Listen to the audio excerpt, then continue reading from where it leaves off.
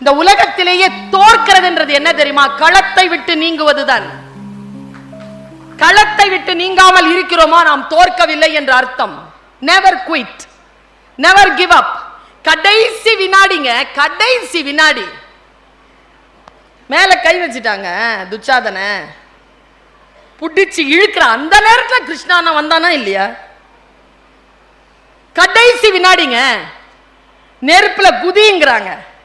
நெருப்புல கால் வச்சதுக்கு அப்புறமா தாங்க நெருப்பு அணைஞ்சது. இங்க தலைய வெட்டுறதுக்கு போயிட்டாருங்க இசாக். ஆபிரகாம் போயிட்டார், தலையை வெட்டுறதுக்கு போயிட்டார்.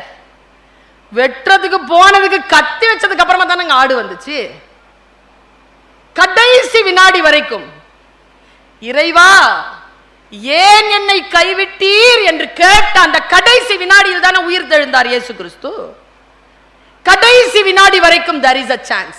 never give up, never give up.